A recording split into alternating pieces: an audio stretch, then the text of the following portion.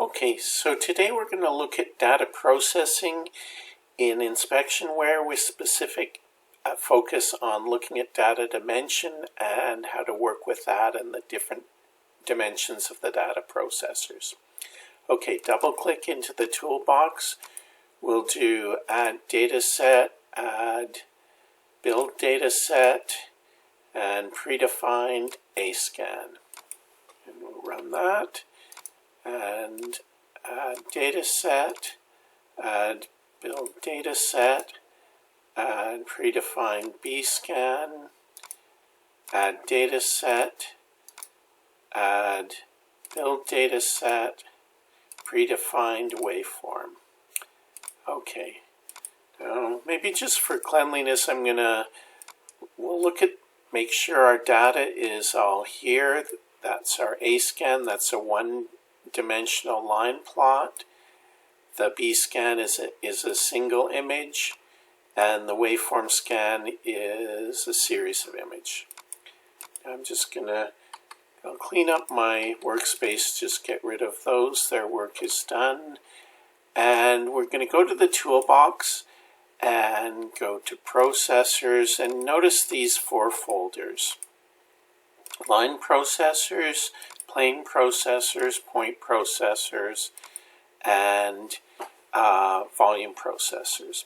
And what this refers to is the natural dimension of the input axis of the data processor. So if we go to a line processor, and let's do a couple of line processors, we'll do we'll do a peak.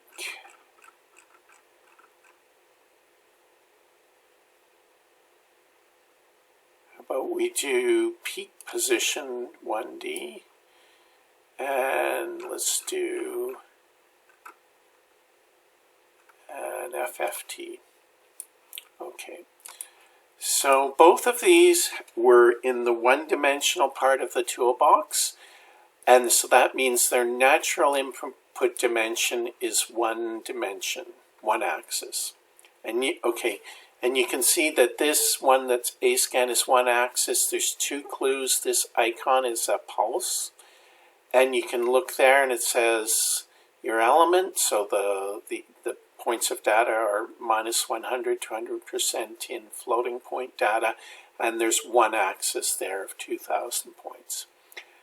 Okay, so this peak position processor has taken that in and given us a single point out. The icon here tells us it's a point.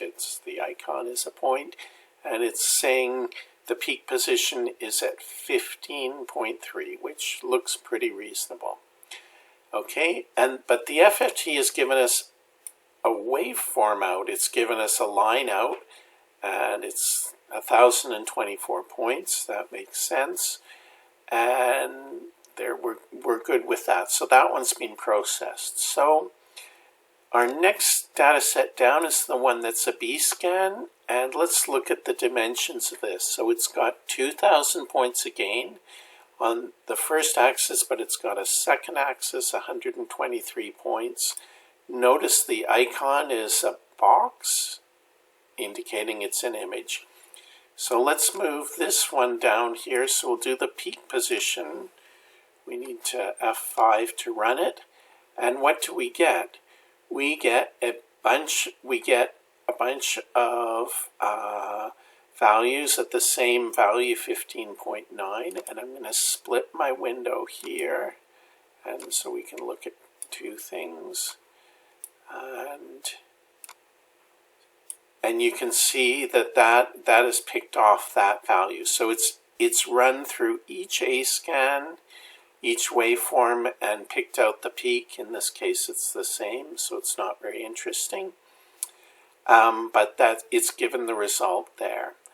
Now, if we'll do something that's interesting here, and we'll say it's saying it's processing on the first axis. That's the 2,000 point axis. If we go to the second axis and run that, we've run along this direction. We've looped on this axis and we've processed on this axis, and it's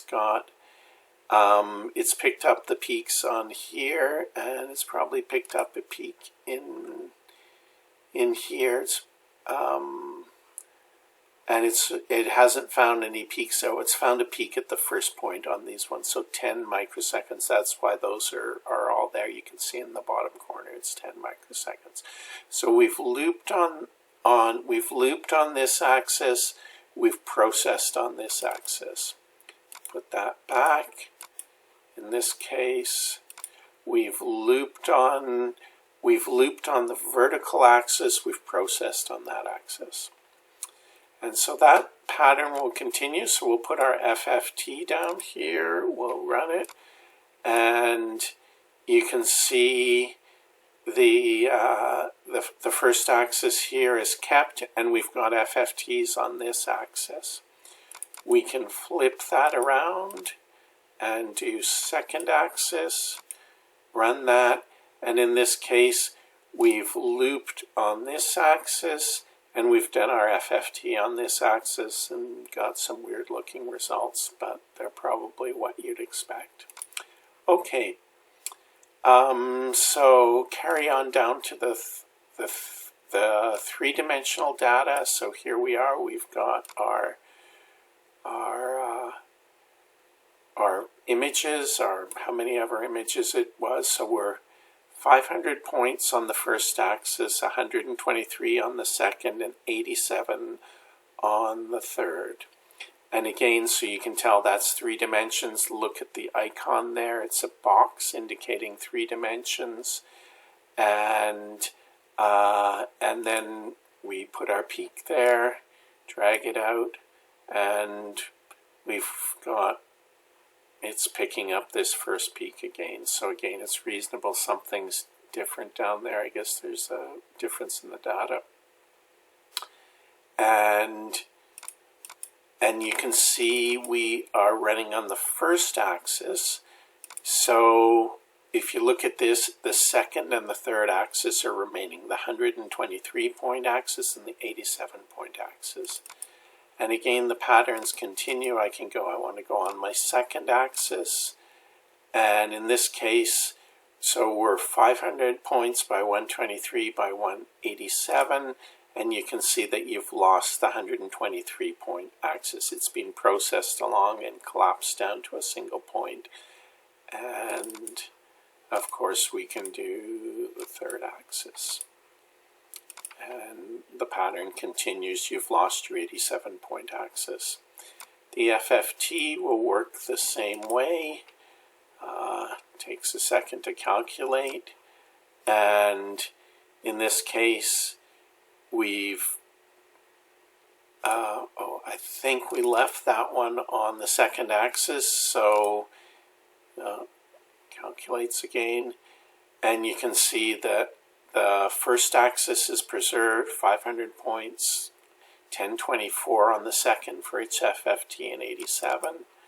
Let's put this back to the first axis, and that one is a little easier to calculate. So the 500 points is going to 1024, and your 123 and 87 on the second and third axes. And so that's the general pattern. Perhaps we'll just finish off by looking at a few other things. An invert processor would be it's 0D, so it works naturally on a point because you just do point in, point out, and it'll just loop through all the points. It doesn't care about dimension, particularly the invert worked. So the point processors are simple. The plane processors, so let's do a 2D average, so it's going to not let you drop on the 1D. It will let you drop on the 2D. It will let you drop on the 3D. So let's do that. Run it. And this one has had 2D in with a single point out. And in this case, 2D in, single point out, we're going to be left with the last dimension. And these ones less often give you a choice of what axis to run on. Sometimes, some of them do, some of them don't. So this is 2 dimensions in, 1 dimension out, and the processors will vary according to their type as to, you always know the dimension in, and sometimes the dimension out can be less, same, or more. Not very often more, but there are some that are more. So averaging filter 1D is a sort of simplified FIR filter. So that would be the same dimension in and the same dimension out. But hopefully at this point you're starting to get the patterns of how it works across the dimensions and how you can use that. Think of anything else. Decimate 2D is another. That's 2 dimensions in and 2 dimensions out, but the dimensions change. So we've gone from 2000 by 123 points, and this has probably dropped those in half because I'm guessing the defaults are take every second point on that. So anyway, hopefully that gets you started with how the patterns of the data processing work across the various dimensions.